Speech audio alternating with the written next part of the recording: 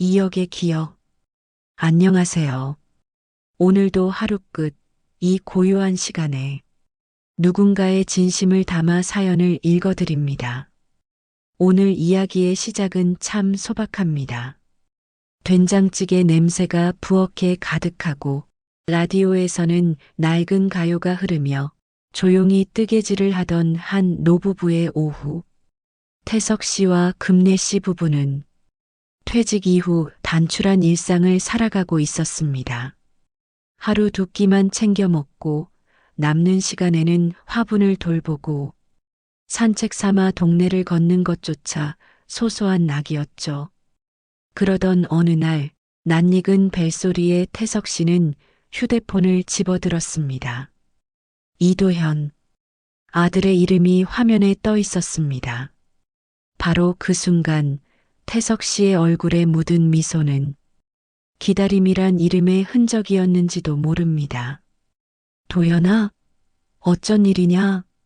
수화기 너머의 도연 씨는 낯설도록 조심스러운 목소리였습니다. 아버지, 그게 죄송한데요.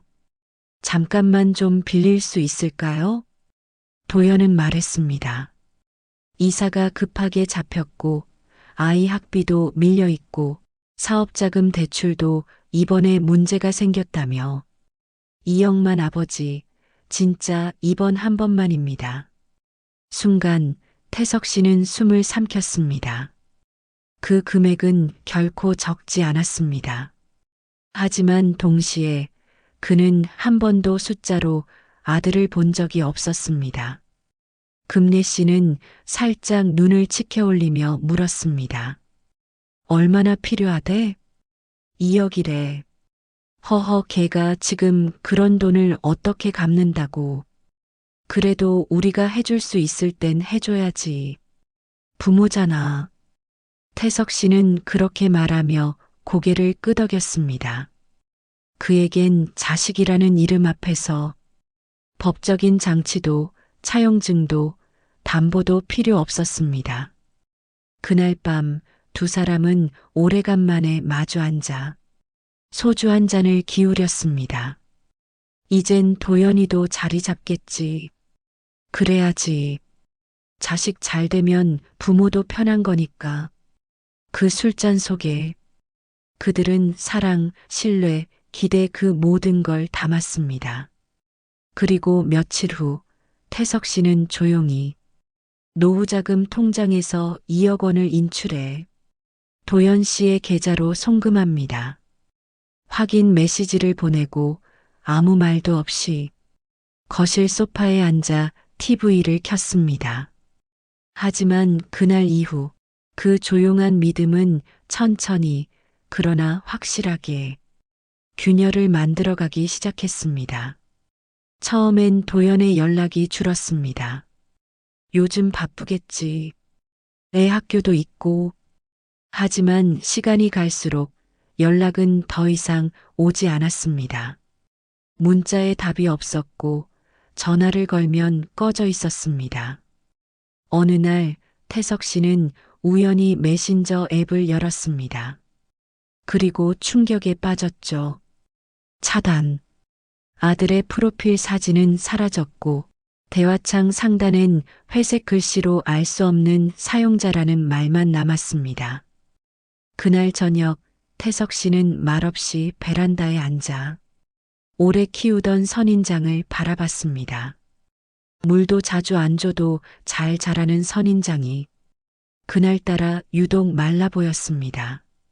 금래야, 우리 서울 한번 가보자. 서울은 왜? 그 아파트 있잖아. 걔 사는데. 한 번은 직접 만나봐야 하지 않겠어? 금래 씨는 망설였습니다. 하지만 그녀도 알았습니다.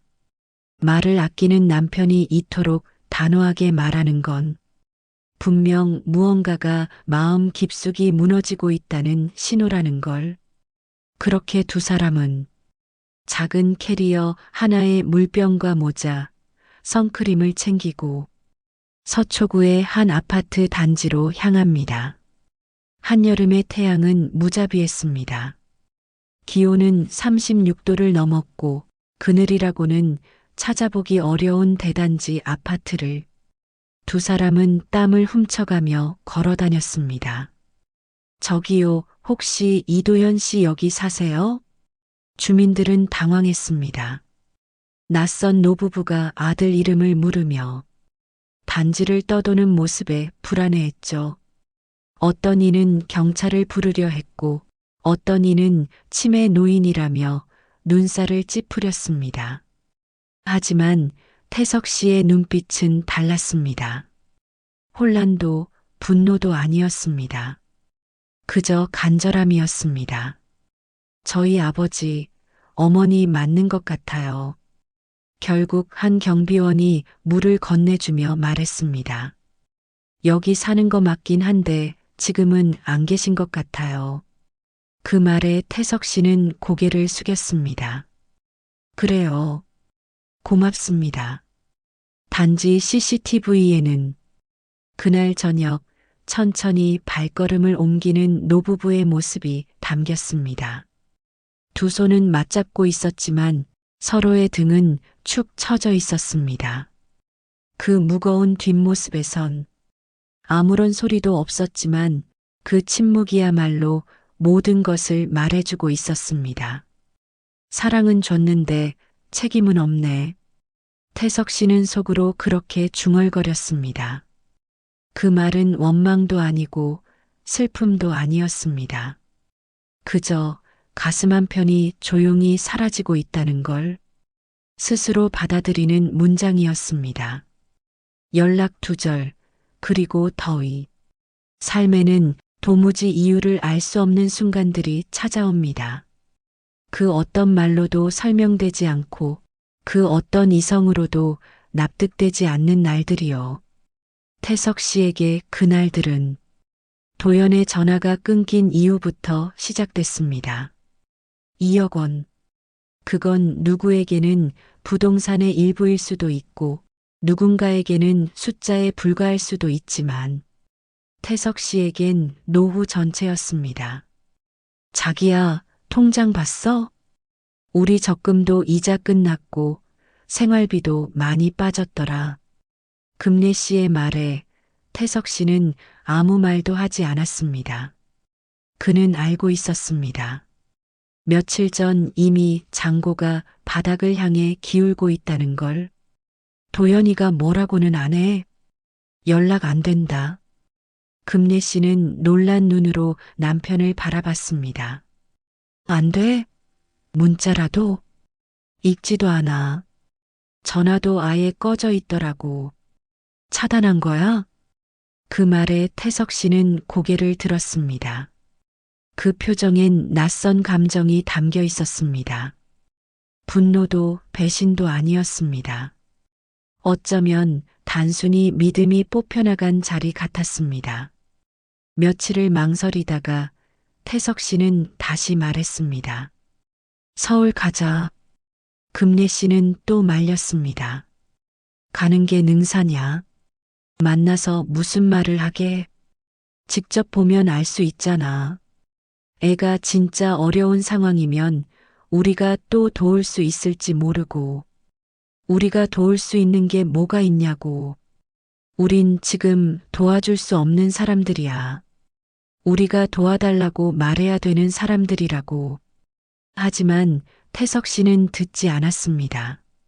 그는 오래전부터 사람보다 책임이 먼저였고 그 책임이 무너질 때까지 그는 자신을 내려놓지 않았습니다.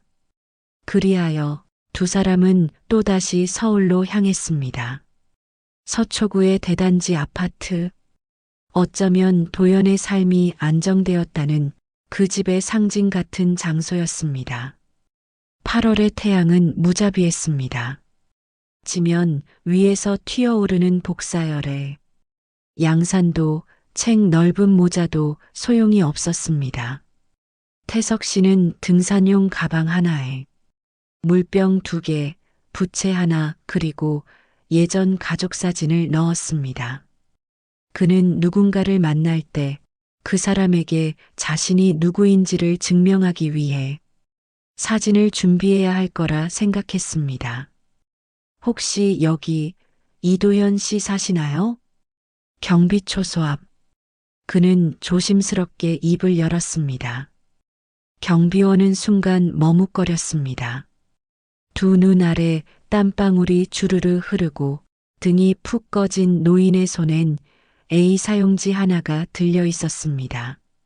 거기엔 도연의 이름과 전화번호가 적혀 있었고 밑에는 아들입니다. 꼭 좀 만나고 싶습니다라는 말이 쓰여 있었습니다. 죄송한데 거주자 정보는 알려드릴 수 없어요. 태석 씨는 고개를 끄덕였습니다. 그런 건 알아요. 그냥 혹시나 얼굴이라도 보면 인사하려고요. 오해하지 마세요. 경비원은 주변을 힐끗 둘러보며 말을 아꼈습니다. 여기 요즘 불미스러운 일도 많고 해서요. 낯선 분들이 돌아다니면 주민들이 예민해지거든요. 그때 금례 씨가 손을 꼭 잡았습니다. 우리 아들이에요.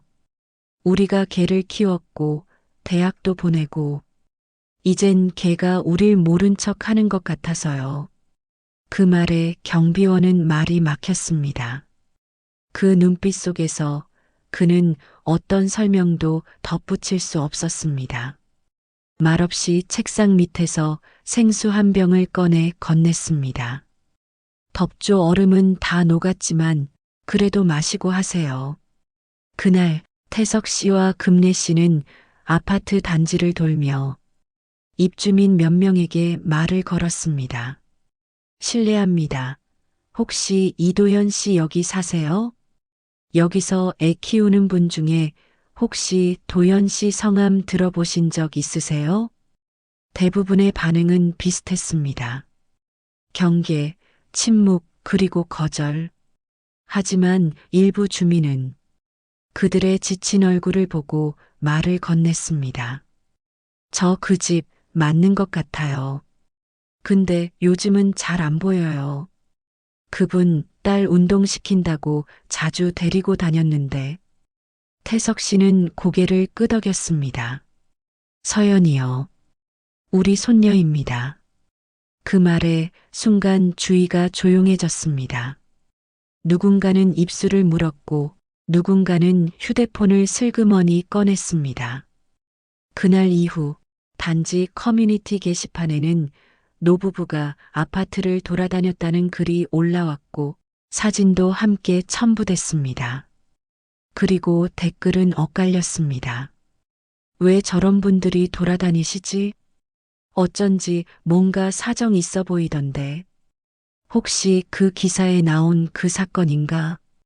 그 누구도 정확한 사실을 모르면서 무언가 알고 있다는 듯 추측과 해석이 그들 위에 얹혀졌습니다.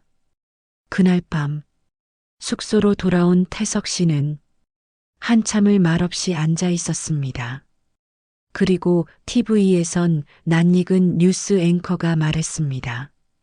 가족 간 금전 거래에 대한 사회적 인식이 변화하고 있습니다.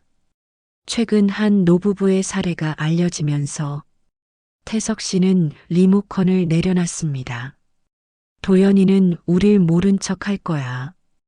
금례 씨는 고개를 들었습니다. 이제 어떡할래? 태석 씨는 천천히 숨을 내쉬었습니다. 그래도 한 번은 우리가 싸워봐야지. 뭘로? 사람으로. 그 말엔 모든 감정이 담겨 있었습니다. 부모가 아니라 돈 빌려준 사람이 아니라 그저 자신의 이름을 가진 한 사람으로서 세상에 말을 걸어야겠다는 결심이었습니다. 한 줄기 빛 김지훈. 사람의 마음이라는 건 참 묘합니다. 처음에는 믿음만으로도 충분하다고 생각하지만 시간이 지나고 침묵이 길어지면 그 믿음은 마치 먼지처럼 무너져 내리기 시작하죠. 태석 씨에게 그 침묵의 무게는 상상 이상이었습니다. 차용증이 없어도 아들이잖아. 내가 낳았고 내가 키웠고 그 기억만으로도 되지 않나 싶었지. 그 말은 자책이라기보단 스스로에게 던지는 질문이었습니다. 하지만 현실은 너무 냉정했습니다. 아들은 잠적했고 손녀에게조차 연락할 수 없었고 주변 사람들은 가족끼리 그런 문제를 왜 겉으로 내냐며 눈치를 줬습니다. 이런 상황 속에서 태석 씨와 금래 씨 앞에 한 사람의 등장이 작은 빛이 되었습니다. 그날도 변함없이 아파트 단지를 돌고 있던 노부부는 분리수거장을 정리하던 청년 하나와 마주쳤습니다. 어르신 많이 더우시죠? 그 청년은 젊었지만 말투는 조심스러웠고 무엇보다 노부부의 상태를 단번에 읽어냈습니다. 혹시 찾으시는 분이 계세요? 태석 씨는 잠시 망설이다가 말했습니다. 우리 아들입니다. 여기 살아요. 근데 연락이 끊겼어요. 그 말에 청년은 고개를 끄덕이며 자신이 단지 주민이자 공익 변호사라고 밝혔습니다. 김지훈입니다. 혹시 괜찮으시다면 사연 좀 더 들어볼 수 있을까요? 요즘 가족 간 금전 문제 관련 상담도 많이 받고 있어서요. 조심스레 이야기를 꺼낸 자리. 태석 씨는 마치 신문을 받듯 처음부터 하나하나 설명했습니다. 언제 돈을 보냈는지, 어떤 계좌로, 어떤 이유로. 차용증은 없지만 돈을 준 정황은 분명했고 그 후 연락이 끊기기까지의 시간도 정확히 기억하고 있었습니다. 김지우는 말없이 메모장을 펴고 빠르게 필기를 이어갔습니다. 정확히 2억 원을 아드님 계좌로 보내셨다는 말씀이시죠? 네. 농협 계좌로. 그날 송금하고 도연이가 고맙다고 문자 보냈습니다. 그 메시지 아직 가지고 계세요? 태석 씨는 주머니에서 낡은 스마트폰을 꺼냈습니다. 손떨림이 있었지만 메시지를 찾는 손은 조심스러웠습니다. 도현, 아버지 정말 감사합니다. 이번 일만 잘 넘기면 진짜 다시는 이런 부탁 안 드릴게요. 그 한 줄이 화면에 떴습니다. 김지우는 휴대폰을 받아들고 천천히 읽었습니다. 이 메시지만으로도 금전 소비 대차 관계로 해석할 여지가 있습니다. 특히 금액이 2억 원이면 통상적으로 증여보다는 대여로 간주할 가능성이 커요. 태석 씨는 그 말을 이해하기 위해 눈을 찡그렸습니다. 그러니까 돌려받을 수도 있다는 얘기요? 네, 그럴 가능성이 높습니다. 그제야 금래 씨가 작은 숨을 내쉬며 말했습니다. 그럼, 우리, 이게 죄는 아닌 거죠? 지우는 확신에 찬 목소리로 대답했습니다. 아니요. 오히려 권리를 찾기 위한 첫걸음이죠. 그날 김지우는 노부부와 함께 근처 카페로 이동했습니다. 작은 원형 테이블 위에 지우는 노트북을 꺼내고 바로 작업에 들어갔습니다. 우선은 내용 증명부터 보내시죠. 이건 법적으로 아주 중요한 절차입니다.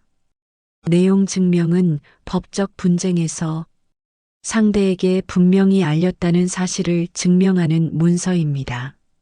지우는 신중하게 문구를 골라 존댓말을 유지하되 법적 근거를 분명히 넣었습니다. 귀하에게 송금한 금 2억 원은 분명한 대여금으로서 일정 기한 내 변제를 요구합니다. 작성된 문서는 단단하고 절제된 문장으로 가득 차 있었습니다. 지우는 프린트한 서류를 건넸고 태석 씨는 그걸 두 손으로 받았습니다. 이걸 보내면 도현이가 뭘 느낄까요? 그 말에 지우는 짧게 대답했습니다. 무언가라도 느껴야죠. 며칠 후 내용 증명이 등기 우편으로 도착했다는 확인이 떴습니다. 그리고 이틀 뒤 도연에게서 처음으로 문자 한 통이 도착했습니다. 아버지, 그런 식으로 하시면 저도 가만 안 있을 겁니다. 법대로 하시겠다니 저도 준비할게요. 태석 씨는 그 문자를 보고도 표정이 바뀌지 않았습니다. 그저 물 한 잔을 마신 뒤 말했습니다. 사람 마음이라는 게 참 고작 이 정도였나 싶어요. 금래 씨는 아무 말 없이 그의 어깨를 감싸 안았습니다. 자기야, 우린 사람을 너무 믿은 게 죄일까? 태석 씨는 대답 대신 창밖을 바라보았습니다. 그날따라 햇살이 유난히 눈이 부셨습니다. 하지만 그 빛 속엔 그늘보다 더 선명한 무엇이 자리 잡고 있었죠. 작고 조용하지만 명확한 한 줄기 빛. 김지훈이라는 이름으로 불리는 그 빛은 태석과 금내 두 노인의 삶에 처음으로 법이라는 언어를 알려주고 있었습니다. 그리고 그 법은 이제 가족이라는 이름 아래 가려졌던 현실의 무게를 하나씩 드러내고 있었습니다.